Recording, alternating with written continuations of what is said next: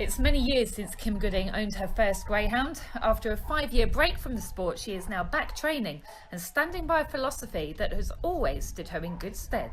My first greyhound was a retired greyhound, and I used to go around the lurcher shows because I had lurchers at the same time. I used to go straight racing, and then I was introduced to the Colchester and District Club and Epinononga, which is where I met Danny Reardon, and it went from there. I was given a X-Track dog, so I took that coursing, and then obviously the more we went into it, then we started with coursing dogs and ended up training, having about 35 dogs in training until it came to an end in 2005.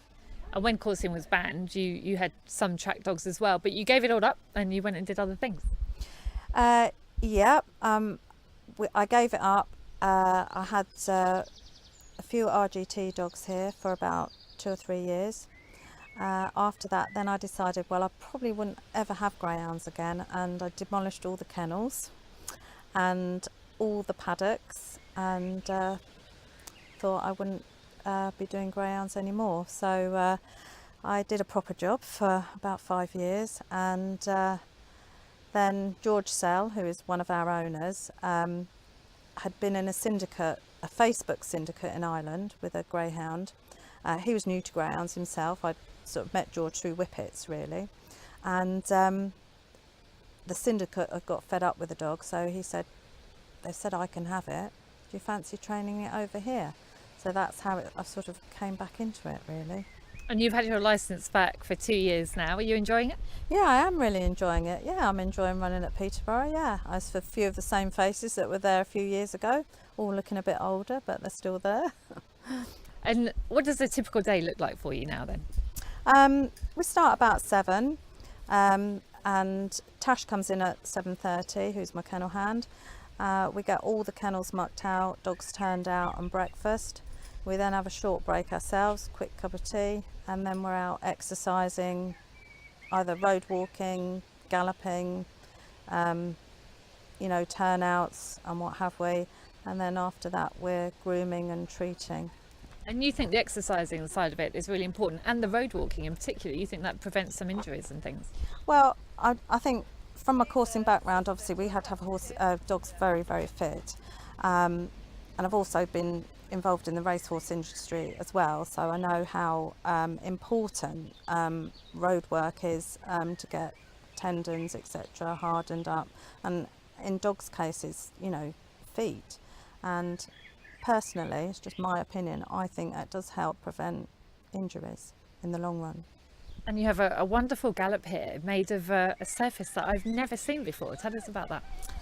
It's called carpet gallop. A lot of the racehorse trainers are using it now. There is a couple of greyhound trainers who I'm not sure who they are, but they are using it too. It's low maintenance, but it is all weather, so no watering required. It is a nightmare to put down, but once it's down, it's very low maintenance. You just really got to roll it, and that's it.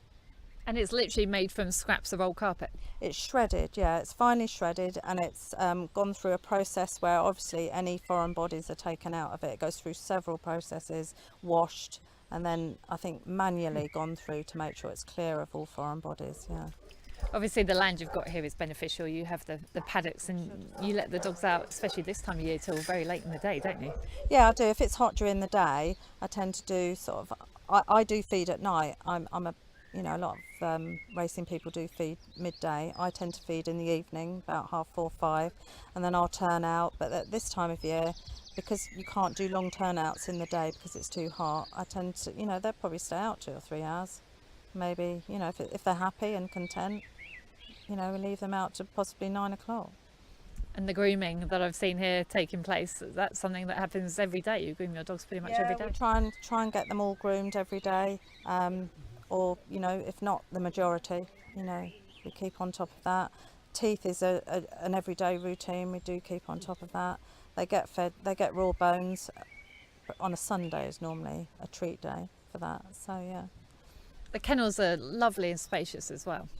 Yeah, I think we didn't sort of go on the specifications. We sort of thought they were originally my old coursing kennel size, and we just stuck with that. So you know, it gives them room to get away. We like to keep them in pairs, but it gives them room to get away from each other if they need to.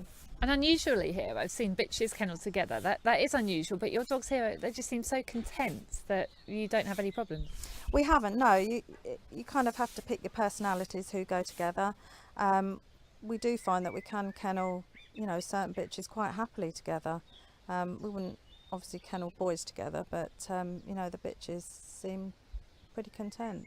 And in terms of injuries, you have your dogs checked regularly, and I've seen some Magna boxes here today as well. Yeah, we put them in the Magna box daily. They go in for half an hour. My dogs are checked over regularly by a retired trainer who lives locally.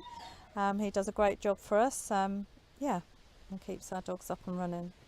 You were telling me that you learned something when you worked in horses that has kind of stuck with you about happy animals.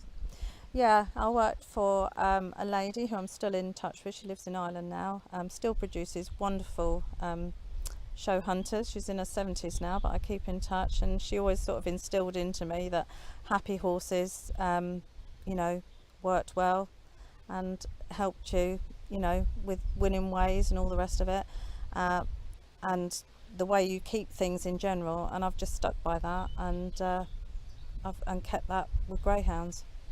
I have to say, these are probably the quietest kennels I've ever been to. The dogs are either drugged or just very, very content here. It is unbelievable. There's no smell. I've really enjoyed my time here. How important is it to you that the dogs are happy? Hugely important, hugely, because I mean, I wouldn't want to do the job if they weren't happy. You know, we just work so hard to give them individual attention, and I think that's, you know, with grooming, and you know, they get that individual. You know, we take them out in the field, they have a free day, so they can just be dogs. We think that's really important, that they get that one day a week where they can just be dogs, because although they're racing and they have to do a job, you know, they are entitled to a bit of downtime, and that's really important.